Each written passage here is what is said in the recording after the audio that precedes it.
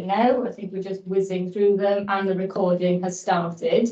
Let me introduce myself to you then. So my name is Corey Hughes. I am the Strategic Design Director at Parago and also a member of the Discovery team into the design system for Wales in collaboration with the Centre for Digital Public Services. For all of you who are watching this live, please feel free to say hello in the chat. Let us know where you're from.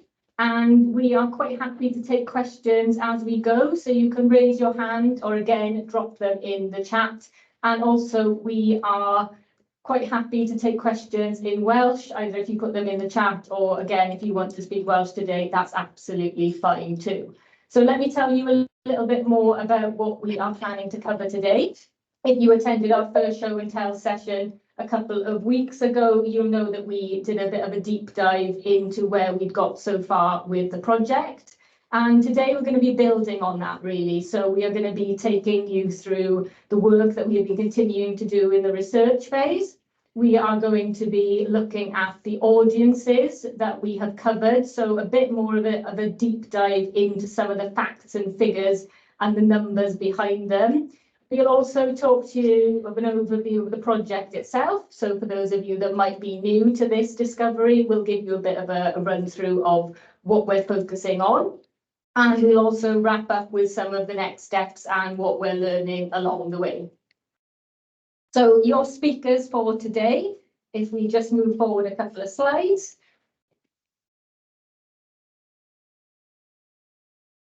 Always that little lag as the computer catches up after it's been on holiday as well.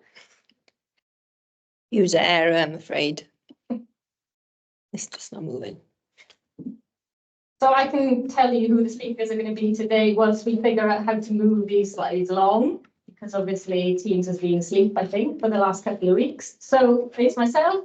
You'll also be hearing from Owen, our delivery lead, Emma, our engagement lead, and Liam, who's been leading on some of the service design thinking. They'll introduce themselves in a bit more detail when they get to their different part of the talk. Before then we jump into the good stuff, I wanted to just give you a bit of a recap of what a show and tell is, why we do this in the first place. So we are in what we call a discovery phase of this project, which means that we've been given a series of questions and a set of problems by the Centre for Digital Public Services based on their pre-discovery findings. And the way that we tackle this is to work in a way that is called agile. So we break down our work into small chunks rather than disappear for 12 weeks and pop out at the end with a set of recommendations. And show and tells are a way that is a good practice to keep everybody informed about what we're up to. So we work out loud as part of Agile delivery. You get the chance to hear about what we've done so far. We can share what we've learned, so the good, bad and the ugly, and also answer any questions that you might have. It also gives us a chance to explain to you what's coming next so that you can keep yourself informed about the areas that are of most interest to you. And really critically with this piece of work is exploring how the discovery into a design system for Wales links to other projects, because we know there's a lot of great work happening in the space of sharing digital products and services and wanting to make things better for the citizens who use them. So we're in the discovery phase, as I mentioned. We are here pointing to the bit that kind of straddles between the first diamond, is what we call it. So discovery is deciding on whether there's a problem we're solving. We started with the initial challenge that we perceived. We've been learning about the problem as we've gone by talking to various stakeholders, and you'll hear a bit more about that in a second. And now we're at the point where we're starting to decide on areas to focus on. So we've built up a set of emerging themes, and we are crystallising and consolidating those into a little bit of a draft that gives us a position to move forward from into recommendations. So this is the really exciting point of bringing all of the good stuff we've heard together. So without further ado then, I'm going to hand over to Owen to give you a recap and an overview of what we've been up to. And I will turn my camera off so that you can focus on him. Thank you. Good afternoon all. I hope everyone is well and fueled on Easter eggs. I certainly am and have been most of the week. So just before we delve into some of the detail here, just wanted to provide a bit of an overview and some background. So the background to this discovery is we and the CDPS were aware that many public sector organisations are developing digital services. And there's not always a great deal of sharing or consistency across those services. So sometimes that can result in some frustrating service experiences, some inconsistencies, and some kind of disjointed approaches for the people of Wales. And we're also aware that because of that, and because of different organisations designing things, that often efforts are duplicated. And there could possibly be some benefits in the sharing of best practices. And so this discovery really hasn't started with the end in mind. We certainly haven't started with right, we definitely need a design system and let's look to explore that. We've really approached it from a place of let's conduct some really comprehensive research with those people designing digital public services in Wales and understand how they go about that, what their needs are, what works well, what some of their frustrations are, and some of the similarities and differences between the types of organisations. So this is an 11-week discovery. We are currently in week 9, which has flown by, but we're really in the thick of it now, and in terms of some of that research and gathering some really exciting and really interesting insights too, which support this work. So just before we delve into the detail, I just wanted to share a bit of the background. And now into the good stuff. So I'm going to hand over to my colleagues Em and Liam, who will share a little bit more about who we've spoken to and what we've learned through that. So I'm going to hand over to Liam shortly, and he's going to provide you with some more in-depth information on the number of people we've spoken to, the number of organisations we've spoken to, and the range of people and the differences that we've found as we've spoken with our audience. We've consciously made the decision as part of this work, because of where the research has taken us, to develop some personas and user journeys, because of the vast differences, I suppose, in terms of some of the conversations that we've had, dependent on role, dependent on type of body that you work for. So I'm going to hand over to Liam now to take you through personas and user journeys, and we'll pick up any questions as we go, if they come in or at the end. It's up to you. Thanks, Em. Afternoon, everyone. My name is Liam. I'm the service designer here at Parago, and I've been helping out with the research on this particular project, and yeah, trying to make sense of it all, gathering a lot of information and trying to put it into sort of some tangible sort of format so we can make sense of it and bring sort of some outcomes. So over the next few minutes, I'm going to delve into sort of the audience and the research performed and give just a bit of a brief overview of what we've gathered. So if you look at the first slide on the screen, this is all the one-to-one research we've done. So we've had 27 design system discussion, 22 design system discussions with over 30 people from different roles and backgrounds. That'll be a bit more evident in the next slide, but yeah, it's across 19 different organisations. So quite a few people in the short period of time we've had to perform this research. So we just jump to the next slide. Sorry.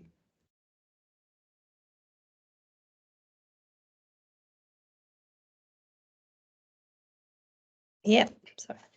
Cool. So this slide just shows a bit of a breakdown over the past few weeks. We've gathered so much insight. There's still a lot of insight ongoing. We've got a few more chats and stuff to finalise next week. But yeah, as you can see from the slide, we spoke with the people from a wide range of roles across different organisations. As you can see, I won't go through them all. So we had like 45 minutes chats with these people. Some of them went on longer. We're talking to sort of individuals. We're talking to a lot of times we've gone in there. We've spoken to whole departments have turned up. So we've had a wide breadth of people across the sort of the span of Wales and industry, really. So delving into some of the sort of design systems and the makeup of these organisations and facilitate this and how they manage it and how they sort of pull that sort of stuff together. Again, it's a right mix across Wales as well. We've tried to keep it open, but the people that have come from predominantly from Cardiff and the Newport area, but we've spoken to people in Anglesey. So again, across the whole breadth of Wales, and actually, yeah, speaking to these people from like I said, the different backgrounds and different sort of areas and demographics within Wales that actually use a design system from day to day. So yeah, all the information we've sort of gathered, and I've sort of took a while to get my head around it, and my opinion on the whole design system and where it should go and how we should navigate through it has changed multiple times across the whole part of the project. So I'm going to start by looking at sort of design system confidence, and I think this is one of the key themes that came out from the last presentation, is where sort of people are at different confidence levels and how we can actually infiltrate these people and see what needs they want and how they would benefit from a design system. It's been quite varied, and again, like I said, the breadth of people we've spoken to is people on different levels of confidence. So me working as predominantly, my background's a graphic designer, so everything I do I have to put in some sort of visual sort of sense. So I started making personas and trying to draft out in my head of how I want these key themes and conversations to come out. So I've done some early stage personas based on some more informed conversations. So they're not like a loose persona which you would normally get. These are more from informed conversations where we've actually spoken to these people in these organizations, and it's not saying individual personas, but it just gives a general idea of how these personas come together. So as you can see from the first persona, poor old little Kevin there, he's an IT manager in a local authority within Wales. He's got different, I won't go through all the responsibilities, but different responsibilities and motivations. He wants to improve his user journey for the citizens and speed up his design development time. There's a lot of barriers we were finding in sort of these conversations as well. So again, this first persona is based around his sort of confidence level being absent. He doesn't really know too much about sort of a design system or what a design system is. Where does he need to start? Does he need to start using them? Where does he start? There's all these different conversation pieces we're having with multiple people across different sort of organizations. But I think, yeah, again, the other sort of key thing for us was the barriers to why people are not doing this. So again, for this persona, I'm thinking sort of a lack of knowledge around design systems and sort of a reluctance for sort of digital change within these organizations as well. If we move on to the next one, it's sort of slightly different. So this one's based around a sort of emergent sort of idea of them having some understanding of a design system. So Laura is a sort of content designer from an NHS organisation. Her responsibility is to maintain a website and ensure the information is communicated correctly. Motivations are she wants to use a design system and make sure the website is as best as it can be for when people visit the site. Again, her barriers would be an understanding of what a design system is. She's got a generic understanding. She's not using a design system as such, but she's sort of pulling ideas and methodologies from a design system to get some sort of grounding for the website. But then again, when it gets to where does she get the correct guidance, she's a bit confused of, does she go to the GEL system, does she go to the Gov system, and then you obviously get the remit of NHS and sort of Welsh NHS and whether she'd be using a style guide or the NHS system. So it gets to that point where she's sort of at the end of her sort of quick journey and she's a bit confused of where she should actually be going and what she should be adhering to really. So if you want to jump on the last one, and then there's Paul. He's a digital manager from Welsh Gov organisation. Again, similar sort of thing. This one's more about based on him being integrated with a sort of design system. So some of the people we spoke to, again, from certain backgrounds have created their own design systems. They're working with the GEL standards. Some people are working alongside the Gov standards. There's loads of different iterations we could have pulled in, but I've just done these three as a quick example. But yeah, Paul's leading a bigger team. He's using a GEL system to do that sort of stuff. And then you get to a sort of different sort of question point then with Paul, is that he's looking for further support from Welsh Gov on the GEL stuff, and he's got different needs. And yeah, I think the barriers for him on this point is sort of signing off against Welsh Gov standards is quite slow. Some of the conversations we had, and yeah, sort of clear guidance around Welsh accessibility standards has been another key theme for us, which we sort of followed. So what we've tried to do with these personas is sort of shoehorn about 5 or 6 different conversations through each of these personas.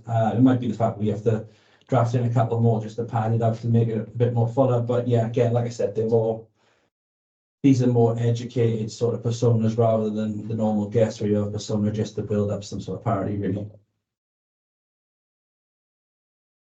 yeah, that's pretty much it from me. If there are any other further questions, really, I'm happy to pick them up at the end. But at this point, I'll say thank you and pass back to Owen. That's okay. Yeah, thanks, Liam. So yeah, just briefly, a couple of next steps really for us and some looking ahead for the project. So as I mentioned, we're currently in week 9 of 11. So coming towards the end of the project, and all of the research that we've conducted and that we'll gather through the survey will really shape our thoughts around the recommendations, which is a key piece of work for us over the next fortnight. But the survey is now live. It really is an opportunity for you to share your views. So please take the opportunity to complete that survey. We'd love to hear your views, and please share it too with your networks, whether that be people within your teams or people that you know design in digital public services and you think would add some value and have something to say. We'll pop the link to that survey in the chat shortly. There's a further show and tell on the 16th of April. By that point, I'm hoping that my daughter's Easter eggs will have finished and I won't be eating any more of them. But there we will look to be sharing some further findings and probably share a little bit of detail in terms of some clarity on the next steps and some of those wider key themes we've got. And if the survey is not for you, but you still have some real interesting views and you still like to connect and discuss this, please contact me directly. My email's there, so please feel free to get in touch. And here at Parago, we're thoroughly enjoying and inspired by this piece of work. It's really, it's certainly really interesting, and we're quite energized by what we've heard from it. We're often blogging and promoting it too. So if you're interested in finding out a little bit more and following us, please do follow us on LinkedIn. We'll be talking a little bit more about this design system work and other projects that we're involved in too. So I mentioned the survey. The next slide has a QR code to access that. And there's a link too, which we'll pop in the chat shortly. And as I say, yeah, please do take the opportunity to complete that and share with those that you think would also benefit. Hope you found that really useful and quite insightful. Yeah, I suppose at this point we will open to any questions. There's one question already in the chat, Owen.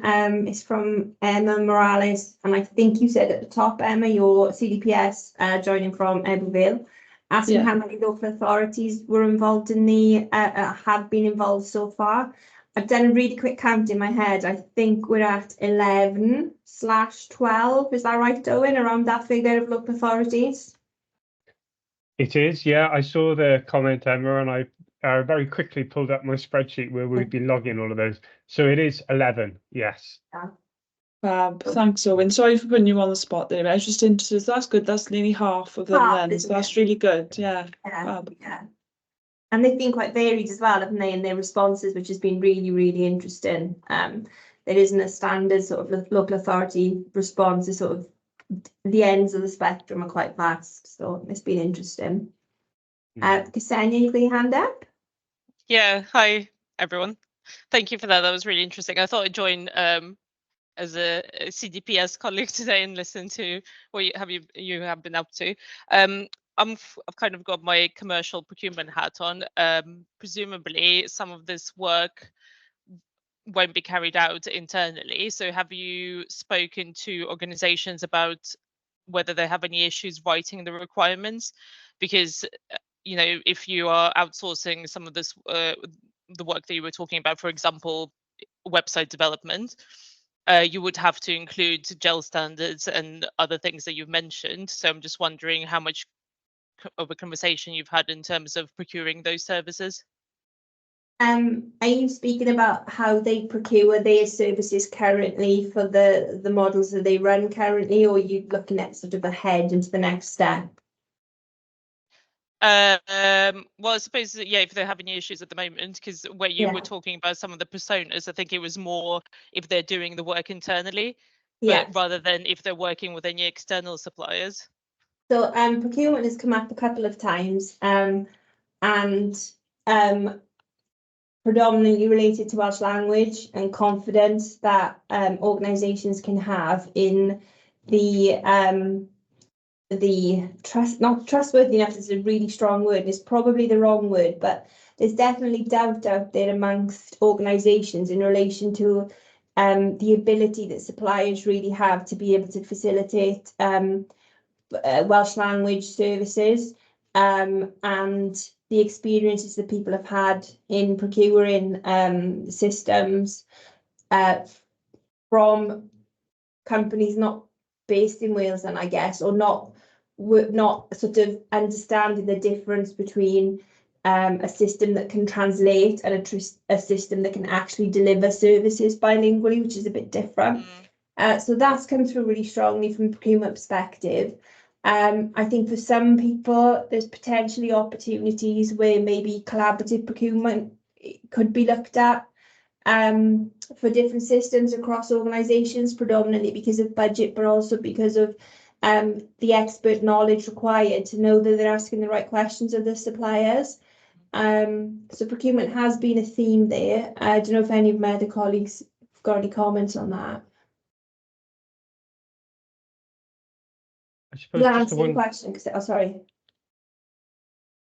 Just one comment from me, Ksenia. So we haven't spoken with any agencies directly about how they may work with or interpret, you know, any standards or systems that an organisation would expect them to put in place or uphold. That may be a piece of research that's worth doing in the future, you know, to understand from a private sector perspective, how can agencies work with, you know, some I guess some kind of standards or expectations. I think, as Em's mentioned, broadly, everyone we have spoken to has said that what they typically look to do when commissioning a piece of work is set quite a clear and detailed brief. There have been instances where some of those private sector agencies have probably not quite nailed the Welsh language provision element of some of that work. But I just think it's interesting that you mentioned that, because I wonder whether the issue lies in, whether the supplier interprets the requirements wrongly, or whether the requirements were not written clearly enough. So then the suppliers think they're answering what they should be, but actually the buyer is looking for something else. So I think it's just something that would be good to look at. Absolutely. I think it's definitely a theme that we've picked up that we would like to look at further. Edwina, you've got a question? I do, thank you. That was great. I love the personas. I'm just wondering, is there more of an appetite among certain sectors than others that you've spoken to? And the personas really helped me think about what's already out there. So gel.gov.wales, kind of NHS, maybe less for local authorities. And I'm trying to piece both together. Is there more interest, I suppose, from some sectors than others? Yeah, I can take that one. Yeah, I think so. I mean, I think from some of the conversations, certain organisations, so I don't want to label anybody we spoke to, but yeah, it's, again, that's the whole reason I got to a point of putting these personas together to get that confidence, sort of maturity level together, is to sort of, try and build up in my head a pattern of what was going on. Again, so some of the people we spoke to had a much better understanding. Some people were even putting their own design systems together without using any gel standards or anything. So yeah, I think it's a very mixed bag. I think for me, I think I have to delve into a couple of more personas to actually pad it out fully. But what I've tried to do with those three, just for the case of this sort of quick conversation, is try and cluster some of the conversations into bundles, really. But yeah, I think that's, does that answer your question? So I've got a sort of different opinion on that again, I guess, to an extent, around is the sectors, are we seeing commonalities across the sectors within the public sector, or are we seeing commonalities across the knowledge that individuals are bringing to their roles into that organisation, and what effect does that have? And as we said in the last show and tell, the understanding of what digital really is at that more senior level absolutely has an impact, it looks, across sort of how well resourced, how confident, how developed that organisation then is. So I think, yeah, Liam's really keen to do some more personas to really try and sort of nail that down a bit more. We've got another hand up. Hang on. Jess Neely. Yeah, thanks for the presentation. It's really interesting. Apologies if I missed this in a previous show and tell, but I was just thinking the design systems that I'm aware of, they align everything under like one brand or one visual identity, like the Gov.uk, NHS or private sector ones, which extends beyond digital to like every touch point that the organisation offers, whether it's a letter or something else. It's all got the same typography, colours and stuff. So are you looking at, should we rebrand the Welsh public sector under one brand across all of Welsh Gov sponsored bodies, local Gov, NHS? It's a question I think we probably hit upon very early on when we were planning out the discovery around what might a design system mean or bring. Because we're literally at the moment looking at, is there a need, is there an appetite, where are the gaps, what are the gaps that a design system may help to fill. I don't think we've probably got a view on that yet. Yeah, that would be something we'd probably have to come back to. I don't know if my colleagues have Yeah, thought on that. Jess, this is something I've sort of toyed with in my head for a while, and when we first started this sort of brief, I think. Yeah, it's the co-branding and everything, and my background's branding and sort of graphic design, so that's the first place I sort of went to without sort of considering all the governance of where and who we should listen to for this type of stuff, and where does that come from, I think is where my mindset has shifted over the last couple of weeks. But yeah, it does need some consideration of how our brand works within a set of rules, and how you're going to engage with a sort of design system from different organisation to organisation. It does need that consideration, but where and how it fits in is a difficult question, I guess, at this stage.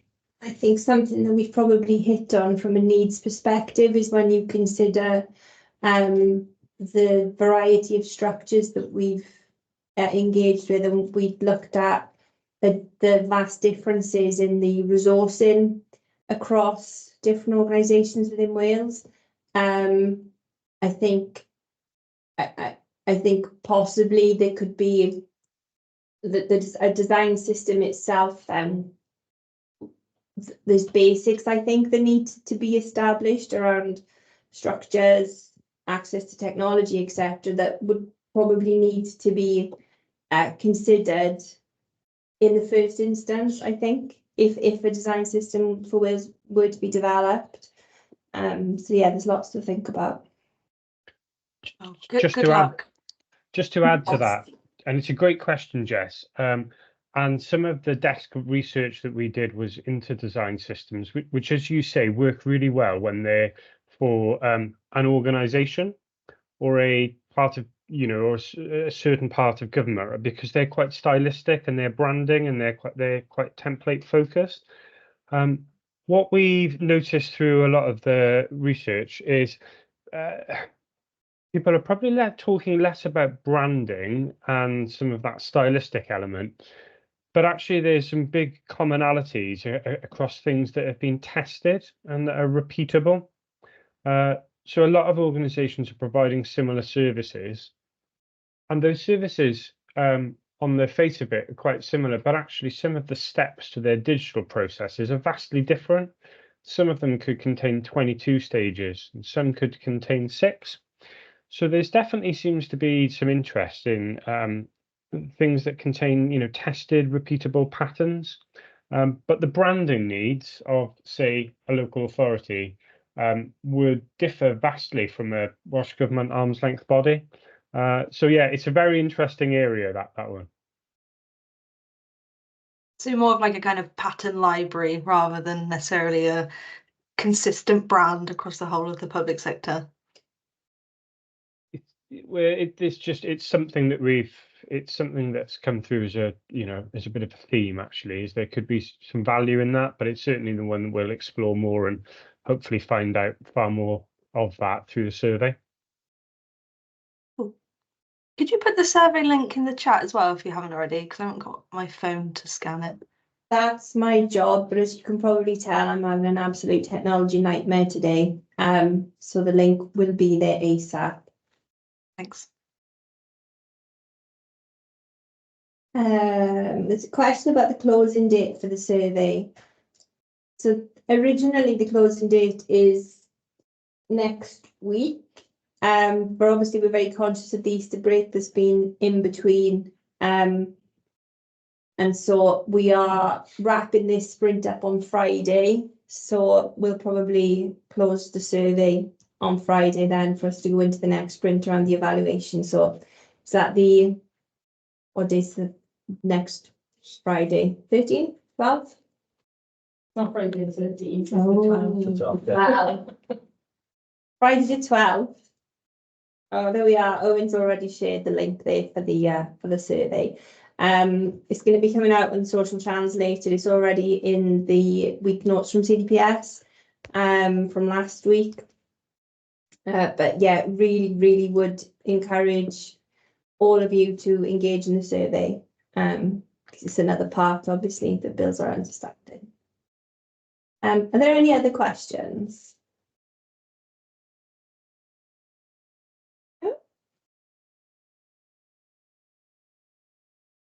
No more questions? There we are then. Are we wrapping up, Owen? Yeah, on that case, yeah, thank you everyone for your time and energy and engagement.